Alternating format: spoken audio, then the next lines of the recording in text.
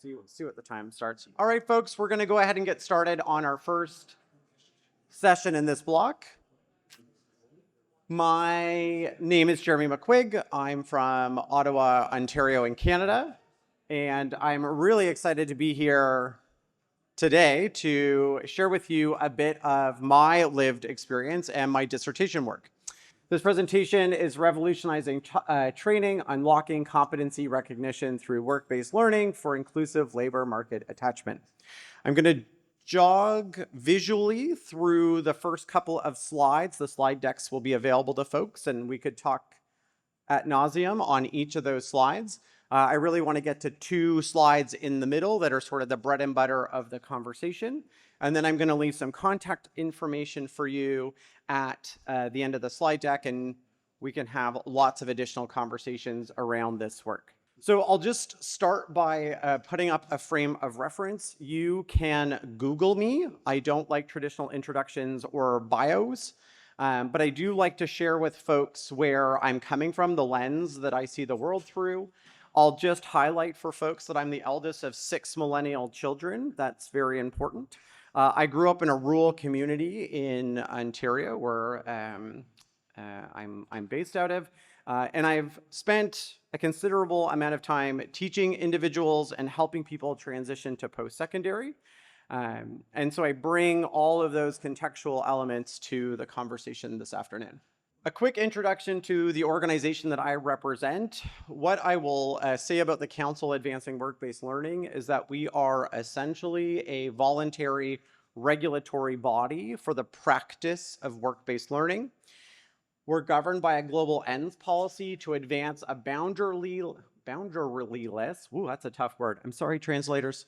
Work-based learning ecosystem for inclusive economic growth. What does that really mean? It means we support a system of learning that recognizes and democratizes education and recognition across all forms of boundary, whether or not those are territorial, land, geo, cultural, religious. It's meant to be agnostic of all traditional forms of barriers. So the plan in 20 minutes, slightly adjusted to make sure we get through our block together, is to really talk about advancing inclusive labor market attachment. We're going to have a starting point, we're going to have a destination, and I'm going to try to propose a path that we might follow. So let's start our journey at the beginning. It seems like a great place. A definition. I'm a bit of a word precisionist. I like to use correct terminology based on research and literature and colloquialism. And so part of my dissertation work has been to define work-based learning, which I have defined as a learner-managed training process that uses the act of participating in work, practices and processes as a central model for contextualizing and demonstrating competency development. Whew, that's a mouthful. What does that mean? It means we can build knowledge, skill, and ability by simply being alive.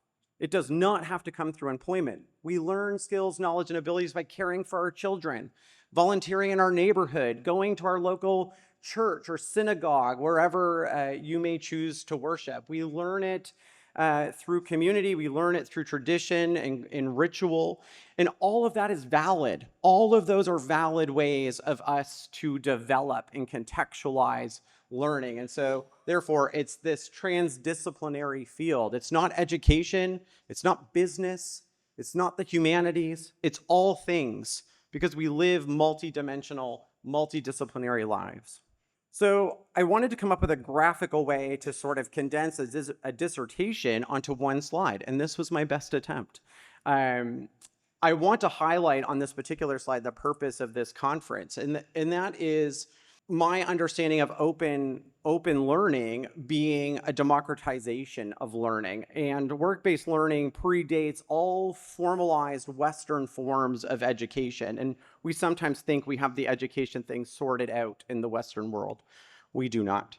Work-based learning is inherently indigenous. The indigenous people have practiced work-based learning without that language since time immemorial. They have had ways of building knowledge, skills, and abilities before we brought them institutionalized learning.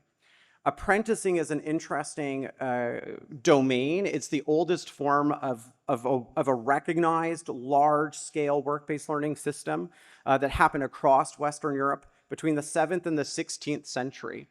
Why that's really interesting to me is because apprenticing is still happening. In fact, there are apprenticing systems in the world like that of the German DVET system that are world-renowned.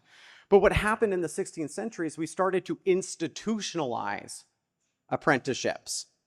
Even though, and I was just doing a quick check earlier today, the Bakers Guild of England has existed since the 12th century. And they would argue that they know how to bake bread. And no one is going to take that from them. And so you can still learn to be a baker without going to a college or a university or doing a micro-credential or a short learning program. You can learn it from your grandma. You can learn it from your father. You can learn it from a neighbor. We can learn these things in these traditional ways. And the final thing in this particular relevance to the conference is it's inclusive. By nature and purpose of work-based learning, it sustains a century-old practice and purpose of finding a place for each and every person in the workforce or in our community. If I was in an indigenous community and I tried my hand at hunting and I was not a great hunter, my community would not fail me. I would not get an F grade. I would not have to start something again. They would say, why don't we try gathering or medicine or storytelling? They would work to find that place and space for you inside of the community. And so I really hold on to that when I'm discussing what is in the scope of work-based learning. For all the Australians in the room, my research is underpinned by two brilliant Australian researchers who have developed a proto-theoretical framework of work-based learning and more broadly experiential learning. But I show this only to reinforce that work-based learning happens in the work environment, not in the learning environment. We conflate work-based learning with work-integrated learning, where we're taking a work experience and integrating it into a formal or informal curricular process. The easy way to sort of ask yourself, is this work-based learning, is to ask yourself, can you do the whole thing without ever touching an institution? And if the answer is yes, it's work-based learning. Institutions can support work-based learning, but they are not inherently work-based learning. And that's a really important discussion. And if you want to talk about this paper, I will share it with you and we can have a chat. The International Labor Organization estimates that 90% of the world's employers have fewer than 20 employees. And substantially of that group, they are micro firms. They're organizations with less than 5 people. What's interesting in the Canadian context is that 4 out of 5 of our employers are saying they'll consider hiring applicants that don't have a degree or certification to do the job. What they're also saying that's not on this slide is, we'll hire them, but we have no idea how to train them. But we so desperately need access to that labor.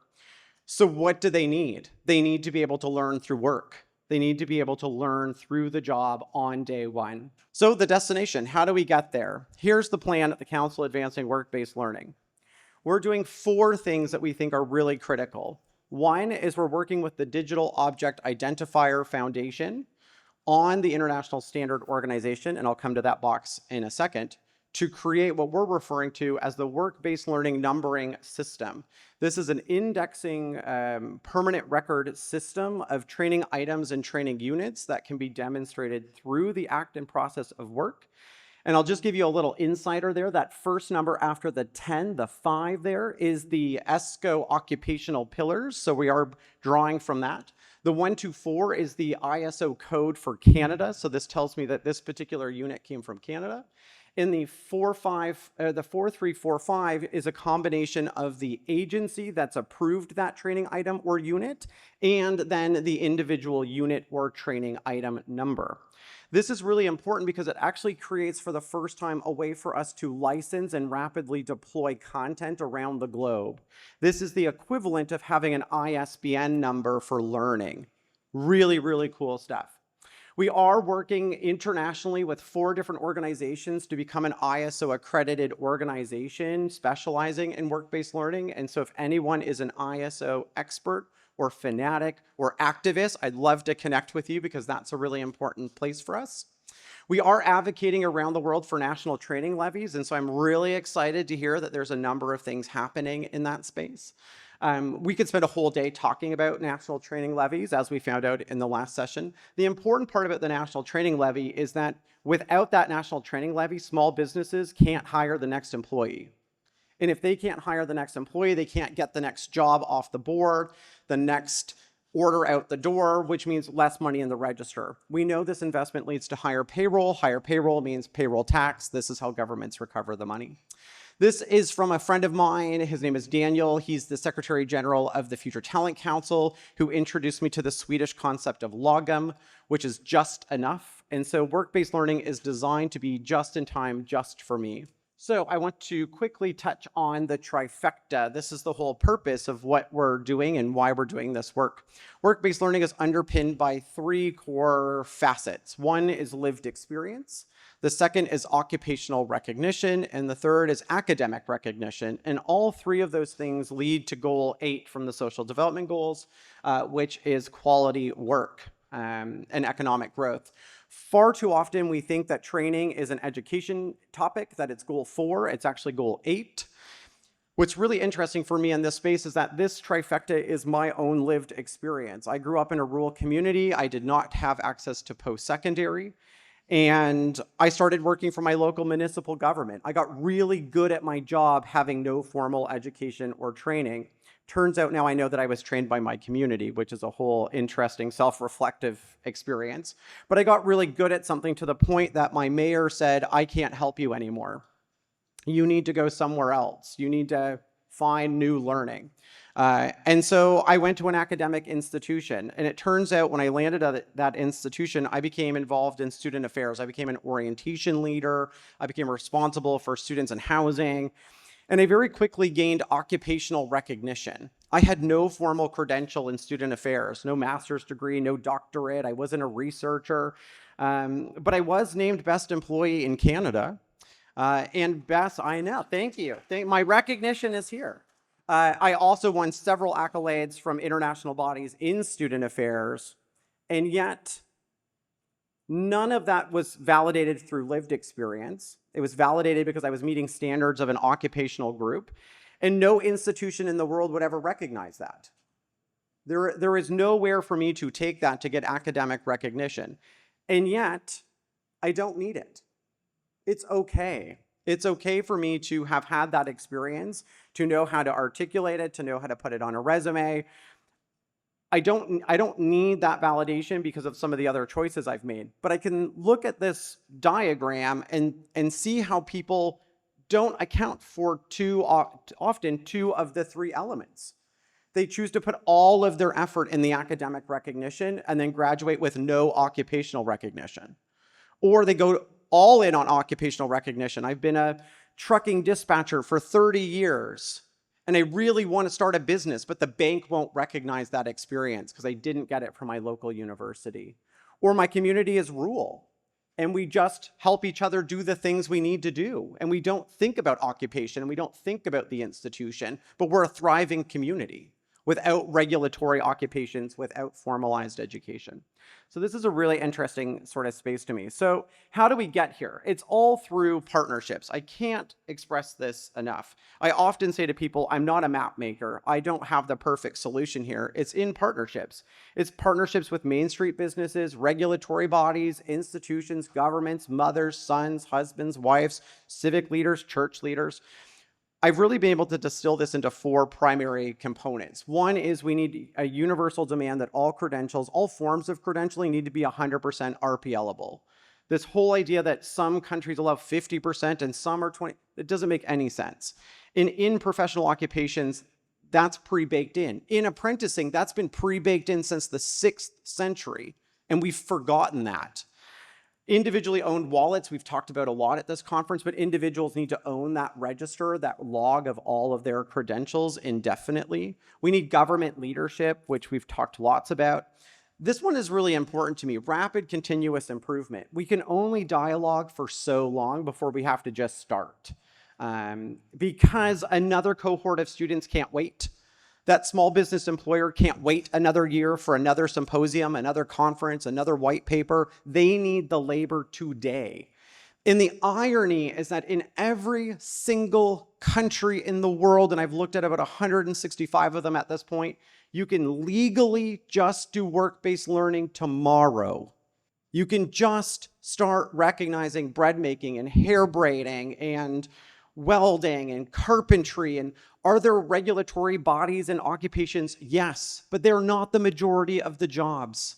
And big businesses are not the majority of the employers. There are small businesses that would work with us right now. They're very desperate. And I was just looking at this to sort of conclude a bit.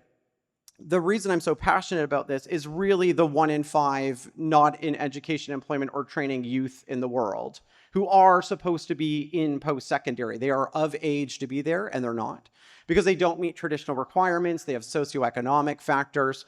And what's compelling for me is that 2/3 of them are female. Work-based learning is an equalizer in that it doesn't care what your GPA was. It doesn't care what school you went to, what high school you went to, if you started, if you stopped. It just says, do you want to practice this? Do you want to try this? And we have a system in which you can do that safely, ethically, responsibly, and build that skill. And that skill that you have and the place that you have it is valuable to an employer. They don't know you exist, and you don't know they exist. And so the system of putting this together and formalizing this is about making that connection possible. But I go back and I sort of conclude on the statement that because we're all living and we can all build knowledge, skill, and ability through the process of experiencing life around us, no one person can own this. We try to be a facilitator. We try to help connect people. This is a QR code that will take you directly to my personal LinkedIn page. And my promise is always that if you become friends with me on LinkedIn and ask me a question, I will answer you within 48 hours. Regardless of where I am in the world, regardless of what I'm doing, I am that passionate about moving this along. So I appreciate the time and pass it over to our next presenter for sharing.